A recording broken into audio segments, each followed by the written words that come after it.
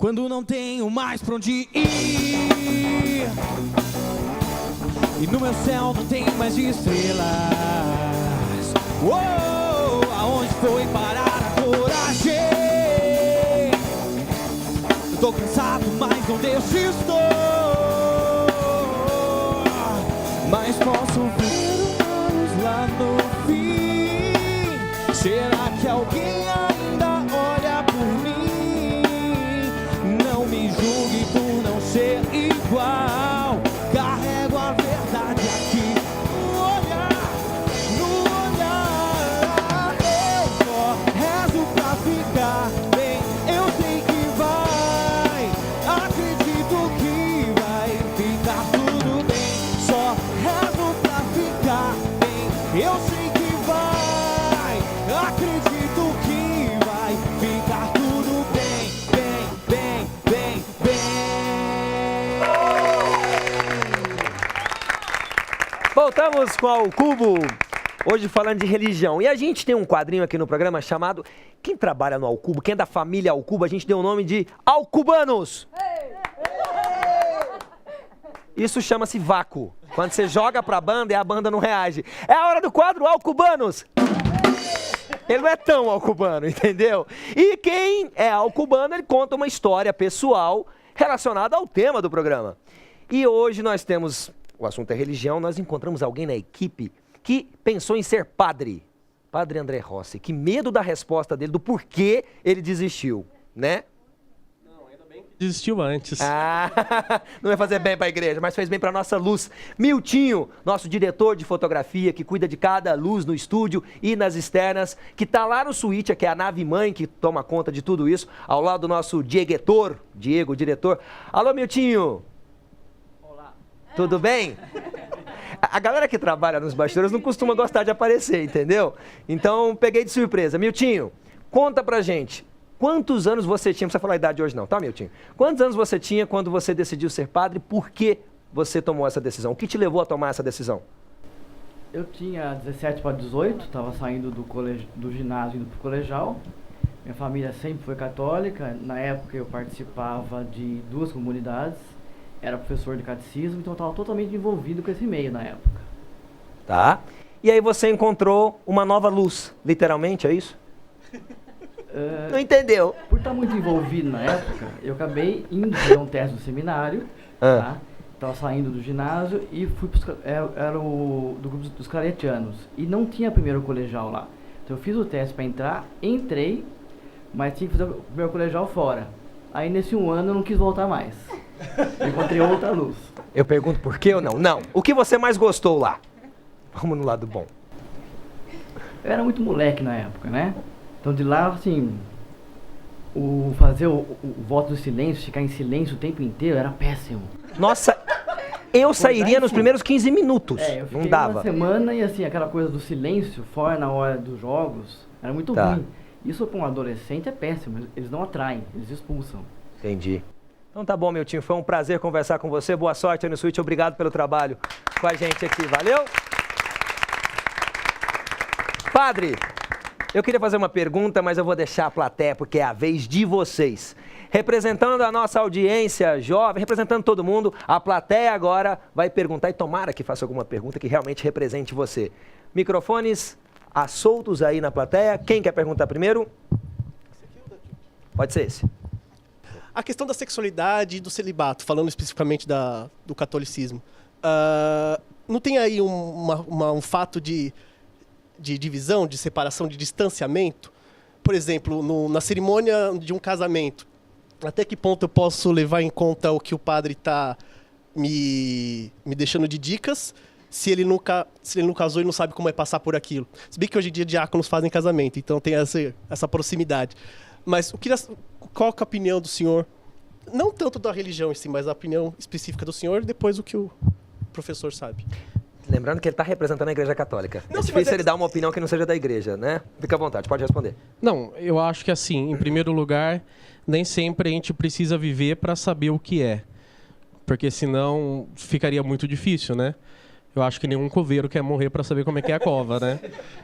Então, penso que é por aí.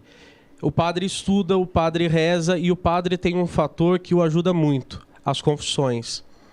Lá nós conhecemos o coração humano mais do que vocês imaginam, né? E pelo segredo de confissão, nós não podemos contar, mas nós conhecemos quais são os problemas, anseios, dificuldades do matrimônio. Além de tudo, nós falamos, a partir da Sagrada Escritura, que para nós é fonte de revelação, é a palavra de Deus. A questão da sexualidade do jovem, a questão do celibato, toda essa questão, às vezes, ela se torna um problema para aqueles que não vivem a fé. Mas, por exemplo, para um jovem que vive a fé, se você perguntar para ele, não é um problema. É claro que ele tem as lutas dele, ele tem as dificuldades dele, como todos nós temos, e um casal tem, uma pessoa solteira tem, mas para ele isso não é tanto problema quanto a sociedade, às vezes, quer enfiar a goela abaixo, que o jovem vê como um problema, e é o único problema que impede o jovem de viver com Deus. Próxima pergunta é o nosso social media, Rafô. Tudo bom? Pode falar? Eu encontrei alguns links aqui, queria até aproveitar que no outro bloco o padre comentou sobre o grupo no WhatsApp, as novas formas mais modernas de evangelização pela internet, e eu encontrei aqui um caso curioso que aconteceu recentemente, saiu nos portais de notícia, que um padre deficiente auditivo, de 62 anos, ele mora no interior de São Paulo, ele passou a receber confissões através da página do Facebook dele. Eu queria que o padre e o professor comentassem sobre essas novas formas, inclusive tem um aplicativo que chama Confession, tem lojas online de aplicativos, que recebe também pecados, recebe confissões de várias pessoas, e eu queria saber qual que é a posição, se vocês concordam com essas novas formas de A gente vai disponibilizar isso na nossa fanpage? Sim, na nossa página, no programa então, tá bom. Obrigado, Rafô. Obrigado. Não é questão de concordar ou não concordar. A teologia do sacramento da penitência exige, ela é chamada de penitência auricular. O padre precisa estar diante da pessoa ouvindo os pecados dela, né? E além do que, faz parte da confissão e é bom até para quem se confessa, porque ele passa a repensar na sua postura pela questão de se expor, pela questão de ter que se abrir, pela questão de ter que confessar pessoalmente.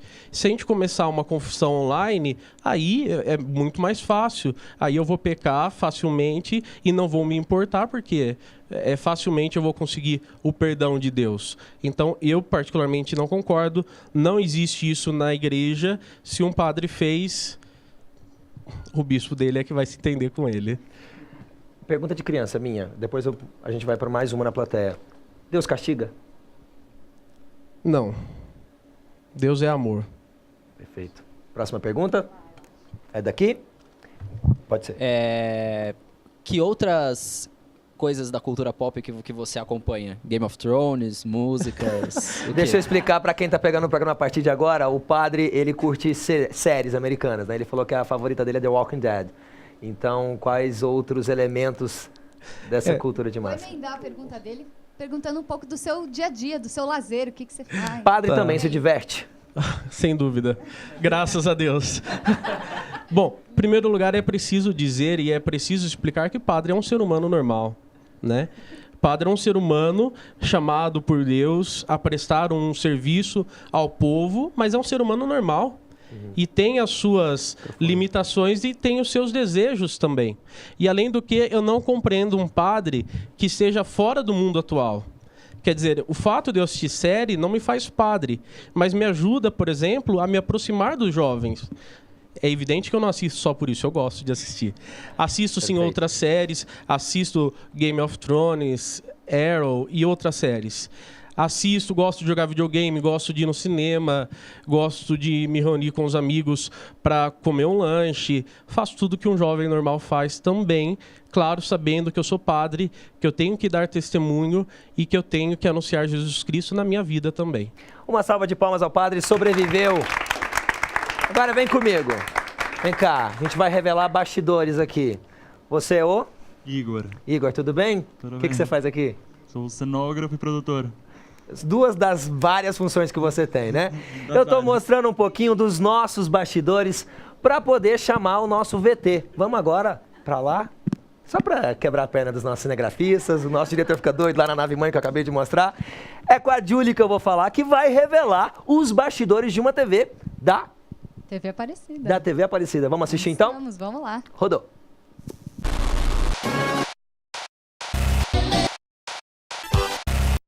Televisão, o meio de comunicação mais importante do país. Cerca de 98% da população acima de 10 anos assiste à TV pelo menos uma vez por semana. São 24 horas de programação diária disponível em diversos canais, levando informação e entretenimento a todo o Brasil. Mas como será que esse conteúdo é produzido e chega aí, na sua telinha? O programa Ao Cubo veio até uma emissora de TV e vai te mostrar agora o que acontece aqui, ó, atrás das câmeras.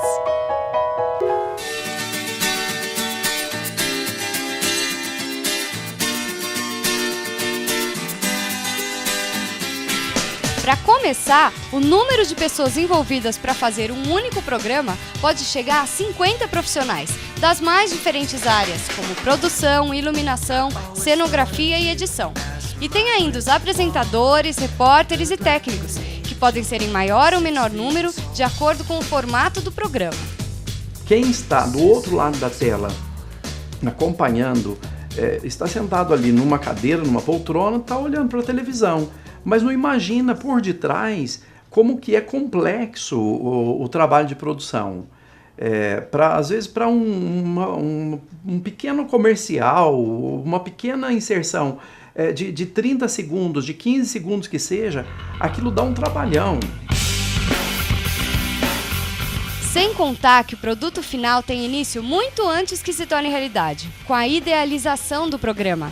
Nessa hora, vale ser criativo, sonhar alto, ter grandes ideias de como montar um novo conteúdo que será atraente para o telespectador. O que o programa precisa ter? Que tipo de público quer atingir? Como será a sua linguagem? E o cenário? Essas e outras perguntas precisam ser respondidas antes mesmo que o trabalho seja distribuído para os setores responsáveis por fazer a idealização se tornar realidade. A partir do momento que nós temos uma demanda que vem do setor de programação da TV, então nós imediatamente nós absorvemos isso e começamos a dar vida. Tem um projeto, é feito todo um estudo, não é? Pesquisas também para saber se aquele projeto vai dar certo. A partir do momento que chega aqui no departamento nos departamentos desse setor de produção, nós já passamos a trabalhar em cima. E pode entender produção como sinônimo de muito trabalho, correr atrás, levar alguns nãos e batalhar pelos sims. Da cadeira em que o apresentador estará sentado, aos convidados de um programa de entrevistas, passando pelos ingredientes que precisam estar disponíveis na hora de gravar o quadro de culinária, tudo é pensado e conseguido pelos produtores. Sua rotina inclui horas ao telefone, buscando pelos objetos, horários e pessoas certas, até que cada detalhe esteja no lugar, prontinho para que os participantes do programa possam chegar e gravar. E é aí que entram em cena outros profissionais, os que deixarão a luz perfeita, a câmera no foco certo e o áudio no ponto exato para, enfim, poder dizer... Ok, rodando. Aqui, por exemplo, para essa gravação, dentro desse ambiente aqui, que é a minha sala de direção, a gente necessita de várias coisas. Vocês chegaram aqui e acende luz e ajusta aqui e ali, e tem um que segura uma coisa aqui, segura ali. Então, isso é interessante. A partir daí, uma sequência de etapas técnicas passam a ser feitas até que o resultado do que está sendo gravado vire um programa. Para nós termos um sinal na casa do telespectador, o processo todo aqui na TV Aparecida, ele inicia com a captação da imagem dentro do estúdio, através das câmeras que nós estamos utilizando aqui em um determinado estúdio. Esse sinal vai ser cortado no Twitter por o profissional que está fazendo essa direção de TV no momento e disponibilizado para o nosso master, que, por sua vez, vai colocar isso para os nossos transmissores que vão subir para o satélite. E isso tudo considerando que o programa é gravado apenas em estúdio. Mas são muitos os que precisam de captação de imagens externas, entrevistas, links ao vivo e do off, que é esse texto que você está ouvindo agora e que acompanha as imagens da matéria. Depois de gravado, tudo isso vai para a ilha de edição, onde o material bruto é editado e se transforma em um conteúdo finalizado, pronto para ser exibido. é um trabalho muito grande. Então a gente tem um desafio constante de criação, de desenvolvimento, e para isso os profissionais têm que ser muito bons. Tem que haver muita dedicação, a criatividade, principalmente para fazer televisão como a gente tem feito aqui a cada período que passa.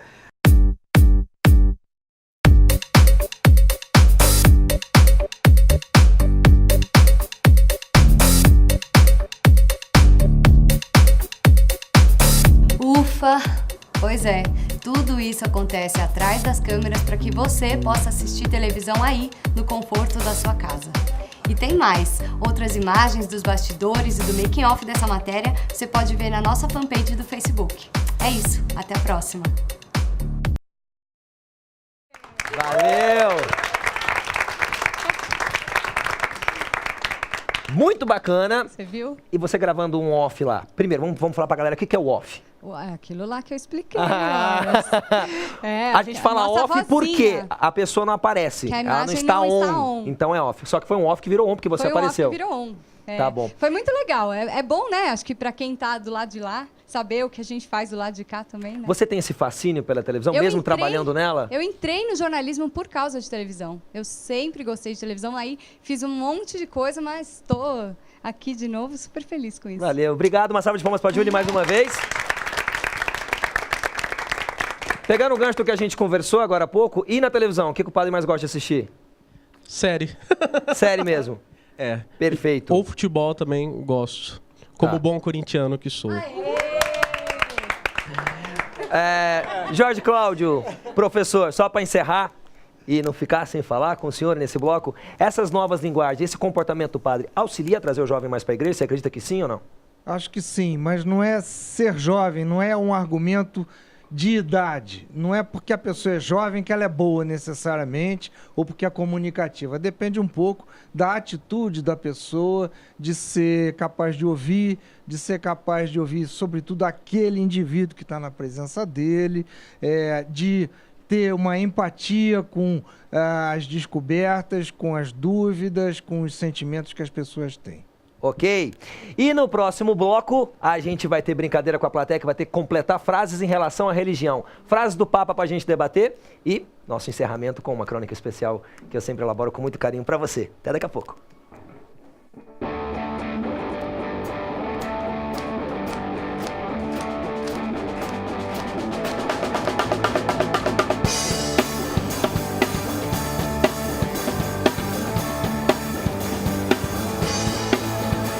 Subi no pé de manga pra ver o meu amor passar. Quando vi uma voz ao longe, bem baixinho a me falar: menino, desce daí, você pode escorregar.